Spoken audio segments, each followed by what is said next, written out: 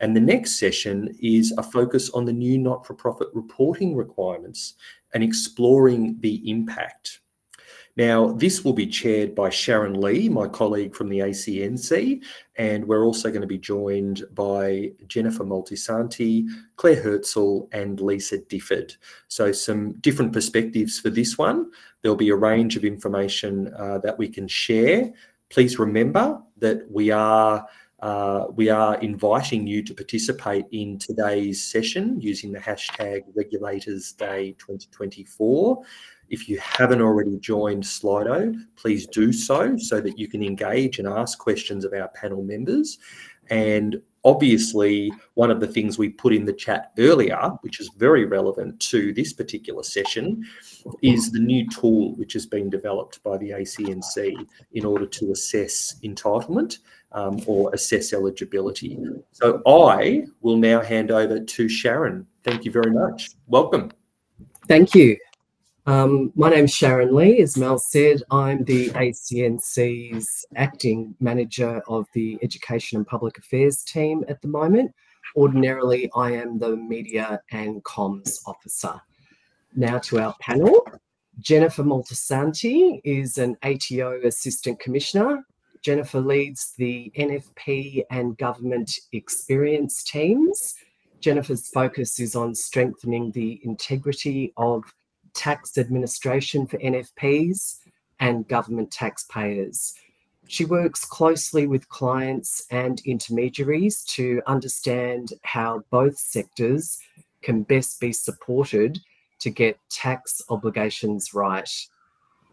Lisa Difford is with the ACNC's registration team. She's acting director at the moment. Lisa's been with the ACNC since its establishment, initially working as a senior manager in the Reg team. In recent years, Lisa has focused on providing strategic solutions and operational oversight of reform measures that impact the Reg area. And we're delighted to also have Claire Hetzel from Landcare Victoria with us. Claire joined Landcare Victoria in October 2020, stepping into the acting CEO role in June last year. In December, she was officially appointed CEO. So welcome to all of you.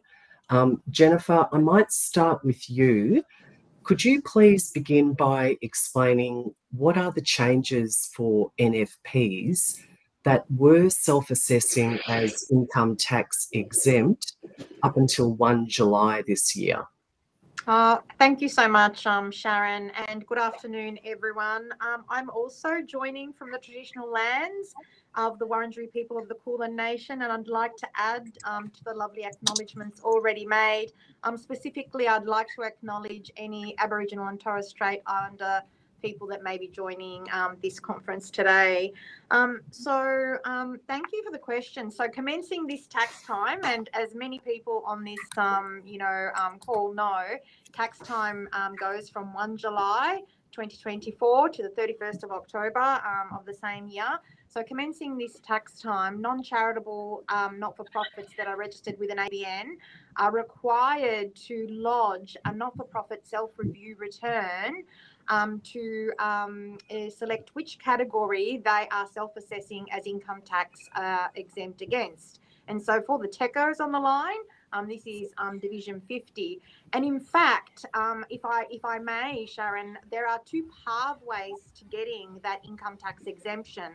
One is through one of those 8 categories in Division 50. The other pathway is if you are a registered charity with the ACNC and are meeting all of those obligations. So commencing this tax time, if you are not a registered charity and you don't meet one of those categories in Division 50, you actually are not required to complete this new NFP self-review return. So we're only focusing on those not-for-profits, so the non-charitable not-for-profits that meet one of those 8 categories in Division 50. Now, the return is an income tax return. but it's not financial in nature. It's informational. So many people on the line might be asking, well, why are we talking about an income tax return in a charity regulators conference then? Well, that's because our research and our analysis over the last few years in particular has indicated that in our population of not-for-profits that are self-assessing as income tax exempt, there are some that may have charitable purposes. And so that's why the ACNC has worked to bring that tool together to assist those not-for-profits that may have charitable purposes to work out whether they indeed can register with the ACNC. Probably a point to bear in mind, and I might pause on this point, is that if you do not meet one of those 12 categories that make you a charitable not-for-profit, you are taxable. So you can't then sort of go back to one of those 8 categories and sort of say, oh, well, I'll just squeeze into one of those. You are taxable. So if you are ineligible to be registered as a charity with the ACNC and you don't meet one of those 8 categories in Division 50, you are indeed a taxable not-for-profit. And so, Jennifer, you briefly mentioned there an ACNC tool, and I might get Lisa to elaborate on that shortly. But can you explain from the ATO perspective what supports the ATO has in place? I think there's an online guide and even call centre support, for example. Yeah, look, thank you so much, Sharon. So there's quite a lot of information. In fact, there's a plethora of information and it can be a little bit overwhelming. So I'd ask everyone to sort of systematically work through, what your purpose is, what your activities are, and probably the best starting point is our website. So it's ato.gov.au/NFP tax exempt. That's your starting point. We regularly update our site, but we also have an ATO TV channel. And in fact, the ACNC has recorded a webinar with us. So for those that would like to actually listen and watch how they might go about navigating our website, navigating the new not-for-profit self-review return, you can actually watch one of the 4 videos that have been posted there already. We also, Sharon, have an advice line, and this advice line 1300 130 248. We have dedicated team that operate that advice line from 8 a.m. to 6 p.m. Monday to Friday. So if you've got any assistance that you require, not-for-profits can actually, and their representatives as well, can actually call that 1300 number. And in addition to that, we also have provided a self-help phone service. So for those not-for-profits that can't lodge the new not-for-profit self-review return online as it is designed to be lodged, they can use the self-help phone service to lodge it using the smartphone. And finally, a big help is you've extended the deadline. Tell us about that. So because this is a new reporting requirement, and I'm often saying to the sector that it's probably the most significant, change to the sector since the introduction of the ACNC. So that's quite significant because it does impact about 70% of the population. It is not something that is going to happen overnight. And so we have said to the sector that we will walk this journey with them as they become familiar with the new reporting requirements, get all their details up to date, and are able to lodge that return. So in effect, the first return, as I mentioned right at the beginning, is due at the end of tax time, the 31st of October. But we know that many not-for-profit line extend that to the 31st of March year. So that gives not-for-profits quite a bit of time to not only get their governing documents, up to date, any authorised contacts that need to be updated can be done as well, but it gives them enough time to have that conversation with their boards as well.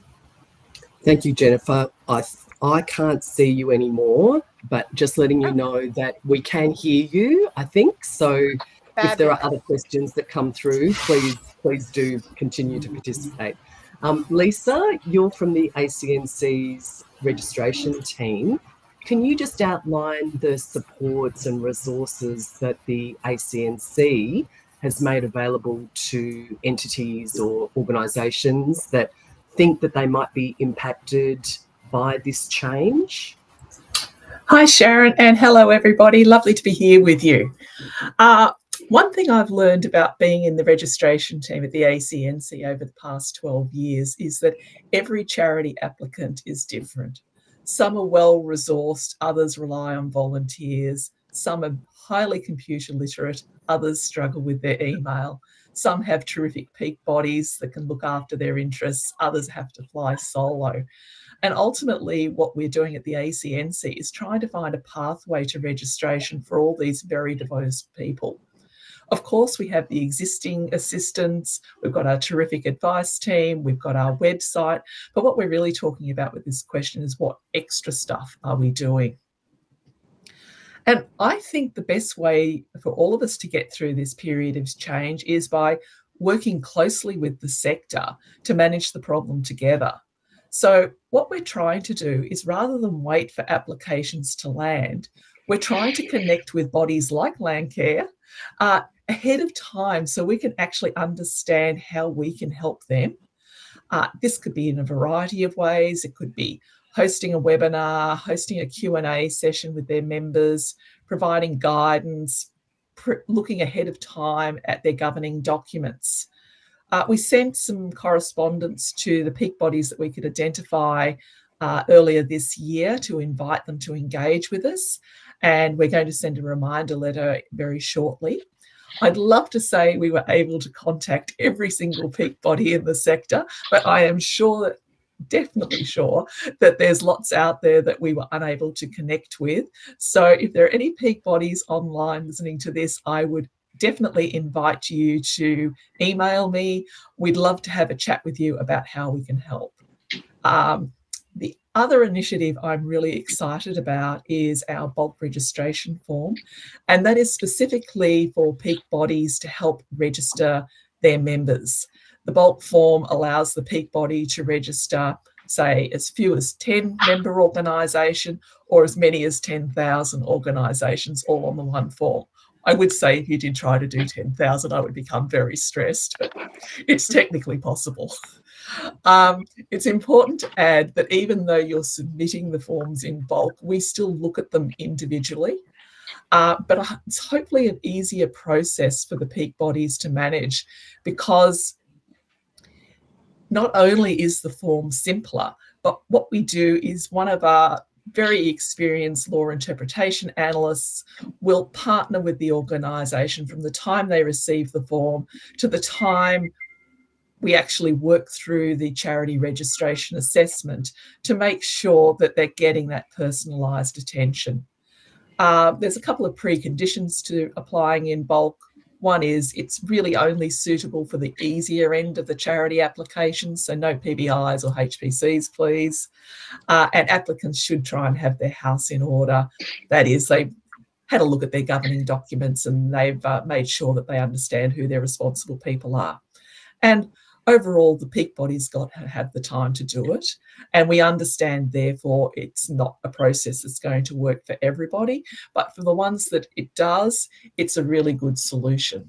We're currently working with about 15 organisations.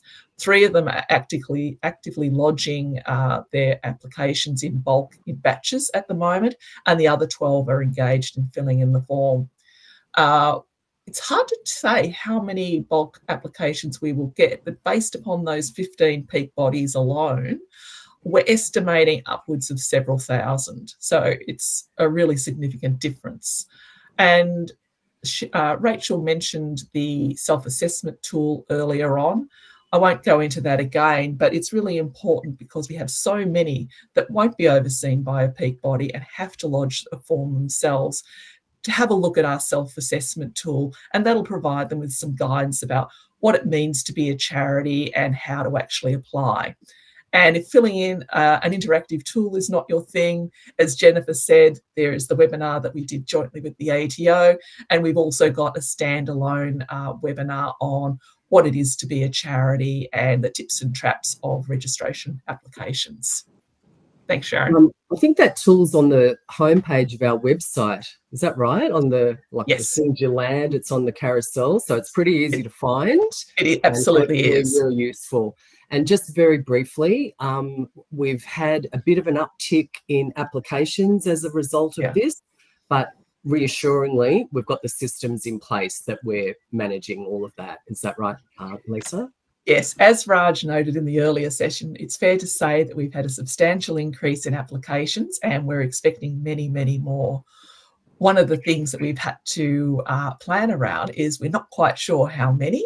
And as we've got a fiscal responsibility to spend money, government monies wisely, that's created a need for us to actually think differently about how we approach this. It can't all be about just putting on more staff. So we have looked at our internal processes to make sure they're efficient.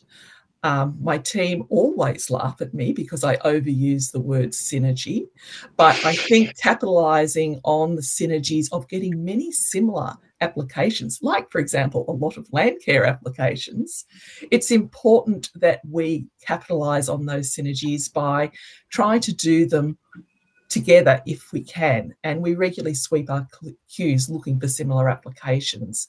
And this enables our analysts to get a real deep understanding not only of the charity law that's about environment, for example, but also understanding the barriers and issues that those type of entities might actually be facing and how best we can help overcome them. It will aid consistency of decision making, and sometimes if we see a issue recurring with a particular type of applicant, say a lack of responsible persons, we can reach out to the peak body and work with them to try and resolve it rather than do it on a one-by-one basis.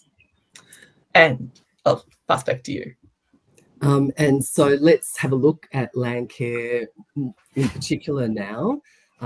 Claire Hetzel, could you please give us a couple of examples of typical groups among your 600 members and the way that they would have approached tax matters up until June 30 this year? Thanks, Sharon and Lisa and Jennifer. It's a pleasure to be here. So I guess Land Care Victoria is the peak body for community land care in this state, and we're part of a national network. So when we're talking about scale of how the reality of these changes are landing, as you mentioned, Sharon, we've got 600 groups in Victoria, but the system actually has 6,000 across Australia who, the majority of whom are getting impacted by these changes. So ultimately, land care groups come in all shapes and sizes, and they share a common purpose around working to protect and enhance the natural environment. Excuse me. So ultimately, these are environmental charities, but what we've found is that very few have formalised their status as a charity with the ACNC. They historically have operated under an assumption that they were exempt from paying income tax due to being a not-for-profit, community-based organisation. And they really are struggling to understand what has changed and why they need to do something that they haven't been asked of them before. And so can you just elaborate on that? What sort of feedback are you getting from your members about, you know, the impacts of this change on them? What are their questions? What's their feedback to Landcare, Vic? Great. Well, I think I'll echo something that Lisa said, that there's no one size fit all when it comes to these organisations. So when I talk about land care, we've got small entities who are friends of groups caring for a local reserve, a waterway or a coastal area. And then we've got larger not-for-profit organisations who are working at landscape scale. They're operating plant nurseries and seed banks. They've got paid works crew managing weeds and pests for shires and councils. Some are involved in seagrass restoration, others are planting habitat for koalas, and others again are really working to educate farmers around carbon and climate change impacts. A lot of them are also really embedded in the fabric of their communities and do see themselves as community organisations, particularly responding after recent fire and flood events in Victoria. So when we put that in context, the questions we are getting as a peak body really are as diverse as that cohort of our members. We are hearing that there's confusion around what the definition of a charity is. Some groups thinking that it's about donations rather than the Charities Act. We've got groups who are having a really hard time with getting their ABN details corrected, particularly in the case where an ABN needs to be cancelled. We've got groups who are looking for advice around backdating their charity registration, and they've got real worries that the ATO might hold them liable for past mistakes if they don't get that right.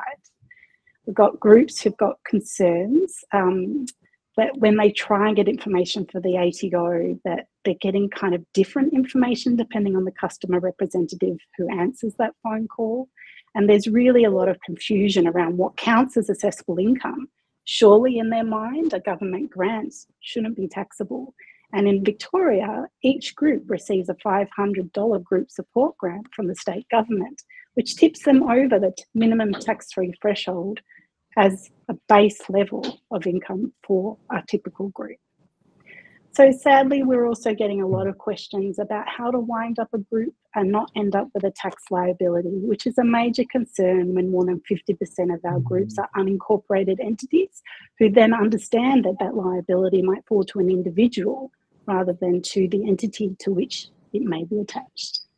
And clearly, are they mainly volunteers, Claire, that are having to fill out these forms and get their heads around these changes? They are. So the majority of Landcare groups are supported by volunteer committees and management, some may be called boards. There are some paid supports in the Victorian Landcare system, and some of those facilitators who work part-time supporting upwards of 20 or 50 groups, and some coordinators are taking a proactive approach to helping those volunteers make their way through this process. But ultimately, they're coming to Landcare Victoria to try and navigate and understand what it is that they need to know to help the groups on the ground get through the registration process with the ACNC. And what kind of support has Landcare Victoria been able to provide members up until this point? So I guess Landcare Victoria is tiny. In the context of peak body, it's really important to understand that we're 5 staff members and that we run quite a few significant services for our membership. So this issue has actually required us to kind of work overtime to catch up and support our membership. We ran a really successful webinar with the ACNC, and I do truly thank Lisa and her team for making the time and effort to come and provide that information. Sadly, that was fantastic information, but now I'm absolutely overwhelmed and worried about how, as a volunteer group, I can make my way through these changes. But it also did help to dispel some of the early responses that groups had, which is, I'm just going to count myself as a community group and do the ATO process, which is clearly not the pathway if they are an environmental organisation with those charitable purposes. So we've tried to provide some really simple information in fact sheets and FAQs. And I have to admit, we've had to provide some education and support both for our government and the 10 catchment management authorities who are part of the Victorian Landcare system, and also to 7 other state and territory organisations in the National Landcare Network. So a lot of people in the system are saying, oh, wow, what's happened and how do we best respond to make sure that we meet these deadlines that are being presented to us. And I'm just conscious that we don't have a lot of time left, so I might just sort of combine with a double-barreled. There's some extra things that the ACNC can do to support you and some extra things that the ATO could do in an ideal world. Thanks, Sharon. So I guess the charity self-assessment tool is a great example of how the ACNC is responding to get that information out the door and to help groups understand where to go.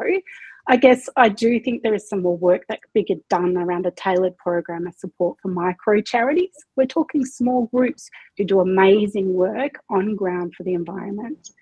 I also am hearing really clearly that the ATO is actually the first point of contact for many groups, and they're receiving a letter that tells them to self-assess and to do a form. And then they're going, but I thought you said I shouldn't do that form. So I do wonder if there's actually some coordination that could be put into the correspondence that also speaks to this other pathway around charity registration in those early touch points for groups, some of whom may have had multiple ABNs and are receiving multiple correspondence and are needing to be able to respond appropriately within those timelines. Those are some really useful insights, Claire. Thank you so much. And I'm sure that Lisa and Jennifer will be taking notes and exploring what further options can be pursued. I think that Mel, you might have a couple of Slido questions. I do. Thank you very much, Sharon. So the first one that I want to ask is probably for Lisa. Can you please explain how to get in touch with the ACNC for support as a peak body? Well, you get to email me personally, and we will put my email address in the chat. If someone can do that, I think that would be terrific. I will look forward to your call. Excellent. And I guess, am I right in saying that it would be the same answer? How do we start a bulk registration process? It absolutely is the same answer. What we do is we meet with you and we discuss your group's suitability to use a bulk registration form, and then we explain what it means. You can have a look at it and just make sure that it's the right outcome for your organisation, and then we go forward from there. Excellent. And another question, please. Our organisation has just registered with the ACNC. Does that automatically mean that we are income tax exempt? Is there anything we need to do to inform the ATO? Do you want to take that one, Jennifer? Or? Yeah, sure. So that's part of the work that the ATO and the ACNC do sort of behind the scenes. Once you register as a charity with the ACNC, your application comes across to the ATO and we endorse you for tax charity concession. At that point on the application, you would have had an opportunity to ask whether you wanted to be DGR endorsed as well. So that might be an opportunity for us to consider that application as well. So that's all done sort of behind the scenes. So there is still, so I suppose what I'm trying to say, Mel, is there is still an endorsement that the ATO, has to provide, but, the applicant doesn't need to do anything from their perspective. That happens seamlessly behind the scenes as we work together. Absolutely. Wonderful. Well, that brings us to a close of this session. Thank you very much to Sharon, to Claire, to Jennifer, to Lisa. That's been really insightful. It's very current and it's very topical. So it's great to hear the conversation and the resources and the support that is available to not-for-profit organisations. Thank you very much.